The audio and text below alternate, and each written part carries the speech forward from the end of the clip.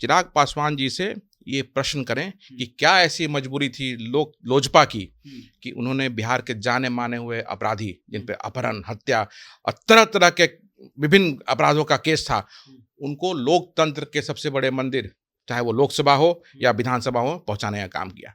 कि वो लोजपा से ये प्रश्न करें कि क्या ऐसी मजबूरी रही लोजपा के साथ, स्वर्गीय श्री रामविलास पासवान जी के साथ, चिराग पासवान जी के साथ, वो भी काफी दिन तक संसदीय बोर्ड के चेयरमैन रहे जब टिकट का बंटवारा होता रहा, कि जब दलितों के हिस्सेदारी देने की बात आई, जब वो लोग सत्ता में रहे, लगातार सत्ता में रहे ही हैं वो लोग, जब दलितों, वंचितों और शोषितों को साझेदारी देने की बात आई, हिस्सेदारी देने की बात आई, तो सिर्फ उनको अपना परिवार दिखा, एक भी दलित नहीं था उसमें।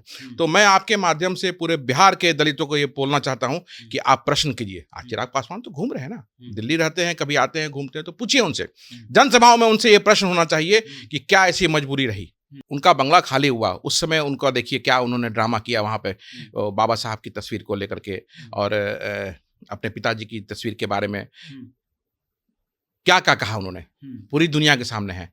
और आज जब चुनाव की बात आती है तो फिर वो उसी भाजपा को, जिसे उन्होंने बार बार गाली दिया, उस वक्त बार बार अपशब्द प्रयोग किया, वो चले गए भाजपा की गोद में। 6% के मालिक उनके पिताजी थे। कभी मालिक कौन होता है? वोट का मालिक, जनता का मालिक नहीं।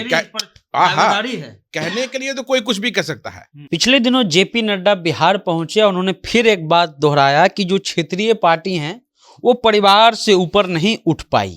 अब ये सवाल हो रहा है कि वो किस पर बोल रहे थे, वो तेजस्वी यादव पे बोल रहे थे या चिराग पासवान पे बोल रहे थे। अगर चिराग पासवान उसमें अगर सम्मिलित होते हैं तो आप याद कीजिए कोढ़नी का चुनाव, जो चिराग पासवान बीजेपी का हनुमान बन करके, मोदी के हनुमान बन करके वहां पहुंचे और कोढ़नी उन्होंने जिताया भी। अब ये सवाल चिराग से होना चाहिए कि आप इस बात से सहमत हैं या नहीं सहमत हैं, या सहमत होने के बावजूद भी आपकी ये मजबूरी है कि आप जो है उसी पार्टी के साथ गिर करके राजनीति कर रहे हैं। हमारे साथ आदित्य कुमार पासवान जी हैं जो एससी विंग कांग्रेस के प्रवक्ता हैं। आदित्य जी, चिराग पासवान कहां जा रहे हैं ये समझ में नहीं आ रहा है। क्या जेपी नड्डा कह रहे हैं कि परिवार की पार्टी है परिवार की पार्टी चिराग पासवान?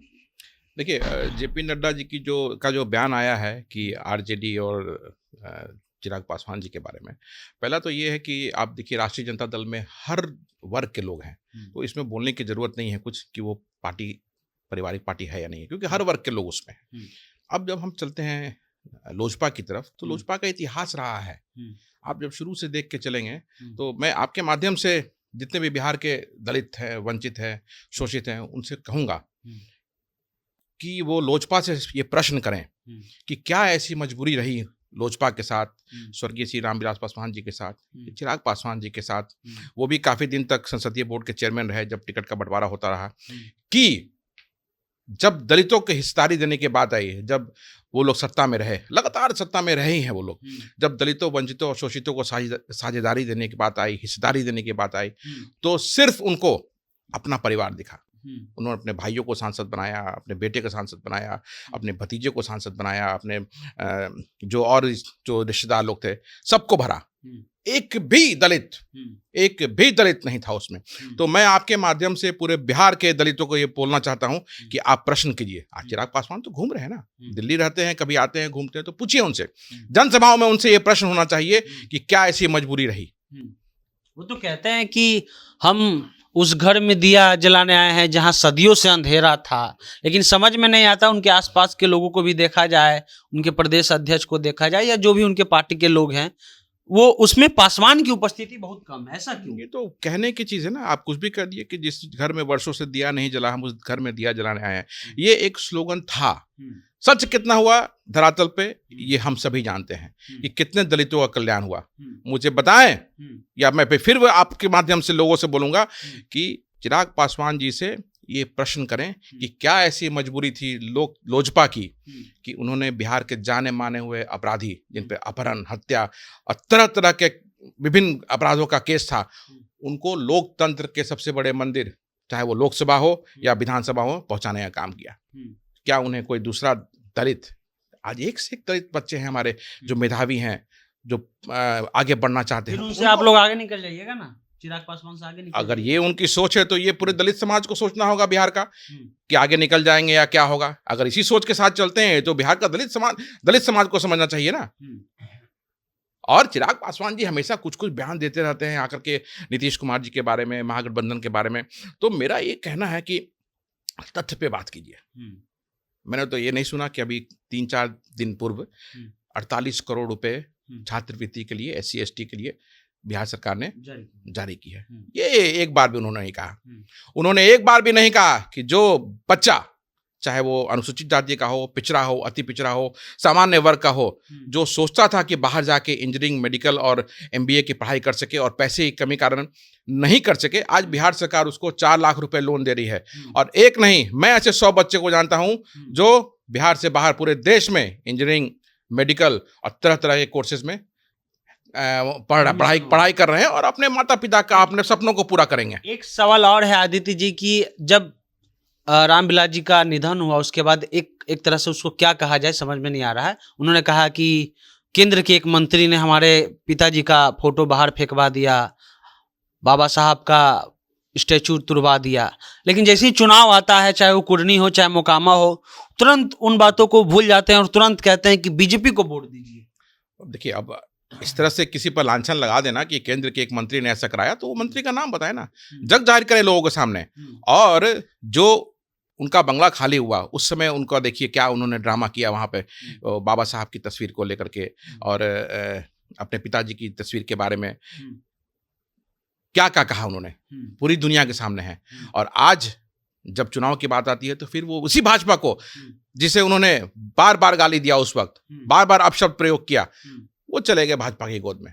और देखिए अब क्या है ना, कौन सी राजनीति है, अब ये तो वही बताएंगे किस तरह की राजनीति है।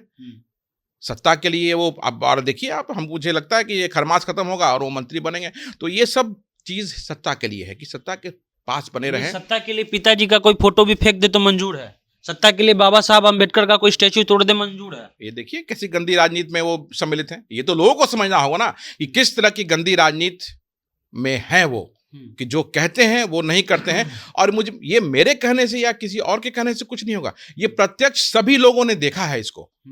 तो अब डिसाइड करना है बिहार के लोग, बिहार के दलितों को। आज सोशल तो कहते हैं कि 6% के मालिक हैं, 6% के मालिक उनके पिताजी थे। कभी मालिक कौन होता है? वोट का मालिक, जनता का मालिक नहीं।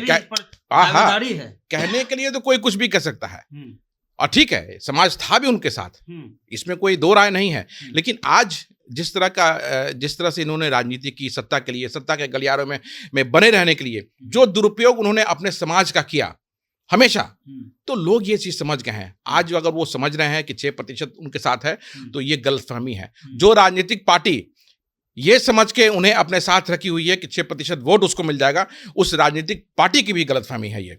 तो ये बिल्कुल गलत है। और कैसे कोई कह सकता है कि 6% उसके साथ है?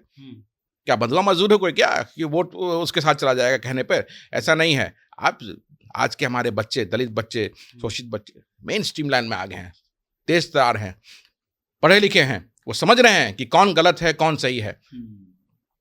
चलिए, तो आदित्य पासवान जी है कह रहे हैं कि आप जो बच्चे हैं जो एक तरह से पहले अपना हुकूमत मानते थे रामविलास पासवान, उनके साथ एक वर्ग था, लेकिन चिराग पासवान के आगे पीछे के जो लोग अगर आप देखिएगा, उसका आकलन कीजिएगा, तो उसमें पासवान नेता बहुत आपको कम मिलेंगे। और चिराग पासवान अभी जब इनकी पार्टी टूटी उसके बाद ये बिहार में भी एक्टिव दिखे, नहीं तो पहले कहा जाता था कि वो NRI नेता हैं, यानी कि बाहर आते जाते रहते हैं, बिहार में जब उनको काम रहता है तब वो आते हैं। लेकिन सवाल हमारा यही है कि क्या सिर्फ जात के नाम पर बिना उनके लिए कुछ किए हुए बस आप वोट लेते आइएगा, या उन लोगों को भी मौका दीजिए जो आपके साथ हमेशा से जुड़ा रहा है। फिलहाल आपको ये वीडियो कैसा लगा नीचे कमेंट कीजिए।